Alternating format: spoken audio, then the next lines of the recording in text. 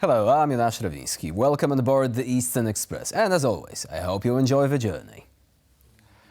In this episode, the spotlight's on Georgia, the nation at the crossroads of Europe and Asia, currently caught in a tug-of-war between the West and Russia.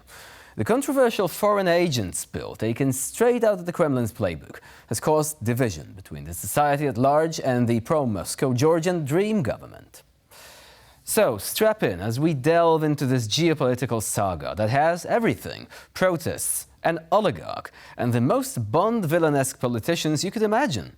But first, let's take a look at our report, which will serve as an introduction to this story. In the heart of Tbilisi, thousands have yet again rallied outside the Georgian parliament. The protest was marked by the presence of the foreign ministers of Lithuania, Estonia, and the head of Iceland's foreign ministry, signifying international support amidst ongoing protests against the controversial foreign agents bill pushed by the authorities. This law is taking Georgia further than away from the European Union path. This is a U-turn to which the European Union will certainly react. After the parliament adopted the bill in third reading, the next chapter in this unfolding drama rests in the hands of the presidency, with the potential for a veto looming. It is still not too late. We have heard from the Madam President that she plans to veto the law, and this will offer a way-out opportunity for the government. However, amidst the uncertainty, both experts and citizens brace themselves for the possibility of unforeseen developments in the midst of this charged political climate. I don't think there will be imminent effect, but today we could see that there was on stock market, the Georgian banks, the stock market was plummeting for them, and the Georgian lari is already losing its power. As the night fell over Tbilisi, the echoes of protests reverberated through the streets, a testament to the resilience and determination of people united in their pursuit of European future. And now, let's take a look at the issue in greater detail. Our story begins in the bustling streets of Tbilisi, where tens of thousands of Georgians, wrapped in the hues of the EU flag, are clashing with riot police. Now, these aren't some weekend warriors either. They are citizens driven to the edge by a government seemingly set on a Russian-style crackdown. The contentious foreign agents law, freshly stamped with parliamentary approval, is the match that's lit this powder keg. It's a law so Kremlin-flavored, you might as well call it Putin's seasoning, designed to stifle dissent faster than you can say autocracy. Now, if this law were a movie, we would say it's a bad sequel we've seen before, but the Georgian version adds its own flair. Critics argue it's a direct import from Russia's legislative playbook, used to smother any voice that dares to whisper democracy, and the crowds simply not having it. They see this as more than a bill. It's a blockade on the road to the European Union and possibly a U-turn back to Moscow's embrace. But let's talk about the man behind the curtain, or should I say, the castle? Bidzina Ivanishvili, a billionaire oligarch with a penchant for privacy and a taste for theatrical homes, is the real power here in Georgia. His resume reads like a Bond villain's dream, making billions in Russia, buying up state assets, and even shaping politics from a hilltop glass fortress overlooking Tbilisi. Ivanishvili's influence is so pervasive that when he whispers, the Georgian parliament feels a chill. Amidst anti-Western tirades and conspiracy theories, he painted the West as a global party of war, pushing Georgia towards conflict with Russia. Now, the government has already attempted to push this legislation through back in March last year, but stopped, having come up against the protests. It's not just about stifling the press or quieting the critics. This law is a move aiming to cement the Georgian dream's grip on power as Georgia gears up for elections. It's his game, and the Georgians are merely pawns. In the midst of this political storm, the European Union's response has been, let's say, lukewarm. Some Georgians are left feeling abandoned, fighting for European values, while Europe itself watches from the sidelines, unsure whether to intervene or just pass the popcorn. And with the EU hinting at freezing Georgia's membership bid over this, the stakes are higher than ever. So, as Ivanishvili's narrative unfolds, with his control seemingly unshakable and his ambitions growing, one thing is clear: Georgia stands at a crossroads. and the path it chooses could redefine its identity, its future, and its place on the global stage. And now, here to shed more light on today's story is our guest, Yori Odash from the Ilia State University, Tbilisi, Georgia. Hello and welcome to Eastern Express. Hello, thank you very much for inviting me. So, would you say that the current situation is conducive to any sort of talks at this stage, or has the Georgian Dream Party completely crossed the Rubicon, so to say, and decided that the pretense of actually helping Georgians join the European Union and all that, they are dropping this, that they are now taking a very different route, and this is a route that may force Georgia to become aligned with Moscow instead? Very interesting question. Thank you very much for the question. Georgian Dream Party, I think that they have already crossed the Rubicon when they reversed the law to the society nearly a month ago. And when they tried to lie the society, when they said that this is something constitutional to be reviewed in the public. So they have already crossed the Rubicon. When they reversed the law. The fact in that is that I think they are now in talks because, and they are now bargaining, because the US as well as the US is here. Lots of European leaders are here in Tbilisi. They are in the process of talking, and I am pretty sure that they are in the process of negotiation. What's happening right now is a very good example of political bargaining. So Georgian Dream Party chooses the way of Russia because the law is absolutely the copy-paste of Russian law that was adopted in 2012 in Russia. The fact in here is that they already did it. Because it was like the third listen in Parliament 2-3 days ago. And now it's the processing of sending the draft law to the president of Georgia, who and the president will said not that sign. she will veto this, right? But unfortunately, the Georgian Dream Party, they have majority, so they will be able to essentially overrule the veto. So it seems like a foregone conclusion that this piece of legislation will enter into force. So what's next? What's next? My assumptions in here is that Georgian Dream Party, they have offered the president to make recommendations why she is vetoing the law. That's interesting, and that's one of the point of my talk about bargaining. Whenever the president starts to start conversation, about what is good, what is bad, what is European, what is Russian in the law. They might blame her like something unconstitutional in this draft law. So what is next? I will say that Georgian president will, the president of Georgia will veto that law, and then she will also recommend some stages and also make some notes and recommendations in that draft. And later on, Georgian Dream Party will overcome the veto or not, because they are. I'm pretty sure that they are already in conversation. Bidzina Ivanishvili is in political bargaining, there were talks about $2 billion. There were talks about these Swiss banks and different stuff. It's the process of political bargaining. So who wins? This is Russia, of course, who wins the process, because Georgian people are very much polarized right now. The winner at any point will be Ivanishvili, because if he passes the law at Georgian Dream Party, I mean, if he passes the law, of course, it will be Russian job done in Georgia. If not, he will be a winner in this business political processes, of course. And at any stage, the law will not be signed and will not be, because this is unconstitutional. It breaks the whole constitution and the whole will of Georgian people. But okay, you're saying that the Georgian Dream Party may be open to proposals from the West, right? You're suggesting that perhaps some sort of bargain could be struck and the legislation could be dropped. But then again, to what extent are they dependent on Russia? Because Russia could say, wait, we're not going for it. Look, we've actually installed you here. We've given you the capability to rule Georgia.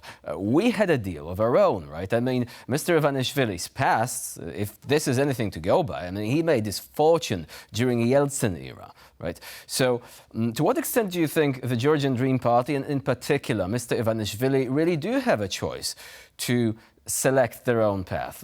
Has this path been essentially predetermined for them at the Kremlin, and do they actually still have the capacity to veer away from it?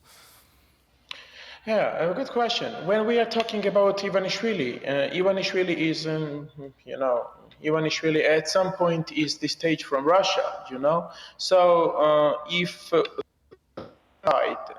will drop something interesting for Russia, of course, Russia also is the side in that process. So maybe they are at some point the negotiation as well as the Western proposal would be interesting for them. And this blockage of Georgia and kicking Georgia out from the Western railway might not be at some stage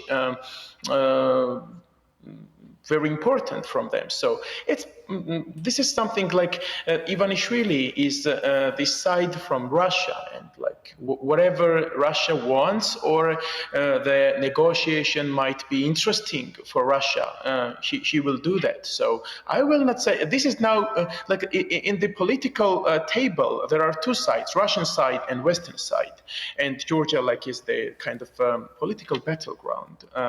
If you know what I mean, and, of course, to understand me it is correctly. becoming a battleground quite literally too. I mean, there was recently an article in Politico which says that apart from obviously dousing people with water cannons during the protests, it seems the Georgian Dream Party has also taken another page from Russian playbook, and they're actually sending in essentially thugs who are supposed to intimidate people, just like the Titushki in Yanukovych's Ukraine back before Yanukovych was ousted.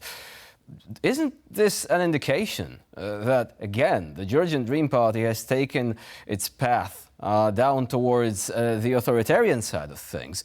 I mean, it would be very difficult to explain for Western leaders that, we struck a deal with a party that send in thugs to intimidate people, beat them up, beat up members of the opposition just because they didn't really want a piece of legislation modeled after one that was imposed upon the Russian people earlier on by the Kremlin regime to be introduced in Georgia. So essentially, that would take us into this sort of grey area morally, wouldn't it? Yeah, of course. Now it's the battle of democracy and authoritarianism in Georgia. The point is who will win, because you can't really imagine what's happening in Tbilisi right now. People, not only youngsters, but the people are polarized. The government is lying when it says that we will go to Europe with our pride. And they say that whatever we are doing now is kind of protecting our sovereignty, and we are going towards Europe with the Georgian pride. Whenever there is no pride left in Georgian politics right now. Exactly. Only civil society members are trying to protect, and people, of course, are trying to protect the constitution. At first, we must not go farther, because this is constitution that is not that is broken right now. The Because fundamental we laws, have right? this statement, of course, the 78th article of constitution states that a government is obliged to bring Georgia to its Euro-Atlantic pathway. So government is obliged, and they must do that, and they are breaking that, because Europe is telling you that this is not European what you are Of doing. course, but Mr. Ivanishvili isn't even pretending that he's not actually, that he wants to, take a different path. I mean, recently he made a speech in which he said that the West is the party of war, that they are actually taking Georgia down the same path as Ukraine, i.e. towards some sort of conflict. The West is to blame, we're protecting traditional values and so on. I mean, this is a Kremlin narrative, isn't it? There is no place for European integration in this narrative, is there? Of course. This is that's why I'm doing that. It's the battleground of authoritarian regime as well as democracy. So this is something that people must not believe when whatever this man is saying, because the U.S. representatives as well as European Union representatives says that it was this speech of this shocking political person. Like she was shocked. He was blaming some political groups making that protests, as well as he kind of threatened the Georgian society that all the collective national movement, this is opposition party, will be prosecuted, and there will be their everyday political life will be executed whenever they win the elections. So this is something that we are at the edge of democracy, whether we go to democratic part of the world or authoritarian part of the world. This is something the risk of this backsliding. is a very good exam. Yeah. This is very good examination for Georgian people as well as for Georgian politicians. But the mostly this is good examination for Western side, because we must not be left in this brackets of crazy Russian politicians. So this is. I would say that from the independence of Georgia, from gaining independence of Georgia, this is not the hardest, but one of the hardest moments, because we are compared as this Sovietization of Georgia back in 1921. So if we stop right now, and if the Western side stops to help us, we will definitely be one of the oblasts of Russia. So it's the ultimate test for the civil society, but also for Western countries. Already a few foreign ministers have arrived in Tbilisi. Hopefully there will be more. For the time being, Yori Odash was our guest today here on TVP World. Thank you very much for joining us, for sharing your insight. And of course, we'll be returning to this developing story as new events continue to unfold. Thank you very much for being here with us. Thank you. And now we're moving on to Eastern News Flash, bringing you all the other stories from the East that you really don't want to miss. So during a joint briefing with Ukraine's Foreign Minister Dmytro Kuleba in Kiev, U.S. Secretary of State Antony Blinken reiterated America's commitment to supporting Ukraine in its battle for independence against Russian aggression. However, he clarified that the decision to conduct strikes on Russian soil remains solely with Ukraine. While in Kyiv, Antony Blinken highlighted the extensive support the US has provided and continues to offer to Kyiv. He emphasized that while the US hasn't encouraged or facilitated strikes beyond Ukrainian borders, Ukraine retains the autonomy to determine its strategy in defending its freedom, sovereignty and territorial integrity. Blinken has also assured that the US will continue to provide support for Ukraine, pledging to provide necessary capabilities to secure battlefield victories. The statement follows President Volodymyr Zelensky's stance, urging international backing for retaliatory strikes on Russian infrastructure. This diplomatic exchange underscores the complex dynamics of international support amid Ukraine's struggle for independence. Some months ago, it was revealed that the US and other allies urged Ukraine not to target all refineries in Russia, fearing its impact on global oil prices. Ukrainian ambassador to Warsaw has revealed that the two nations were actively working on a security agreement.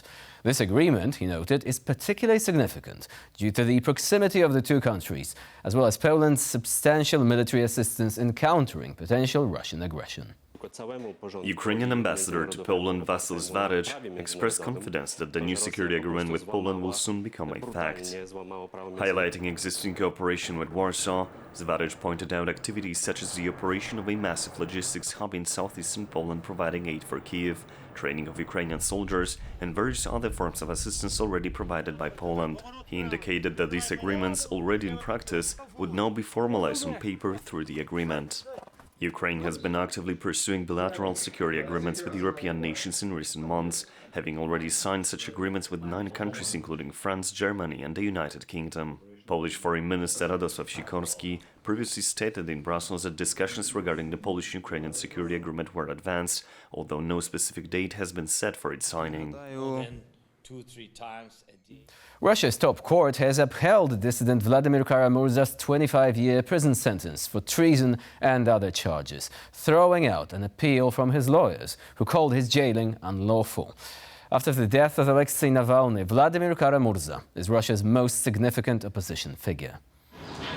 Russia's Supreme Court rejected jail dissident Vladimir Kara-Murza's appeal against his conviction for treason, upholding the harshest sentence ever imposed on a Kremlin opponent in the post-Soviet era. Kara-Murza, a journalist and critic of President Putin, received a 25-year sentence for speeches criticizing the war in Ukraine and other government actions delivered outside Russia. The court decision comes after Kara-Murza's arrest in 2022 upon returning from the West, where he denounced Putin as a war criminal. Notably, this arrest occurred just a month after legislation effectively banning criticism of the war was signed by Putin. The Estonian parliament has passed a bill that would allow the transfer of frozen Russian assets to Ukraine. The Estonian bill is the first of its kind in Europe and could set a precedent for other countries. The new bill will allow the transfer of assets and property belonging to individuals and legal entities that have contributed to Russia's illegal actions. In order for a decision to be made on confiscation, it must be proven that there is a damage that requires compensation under international law.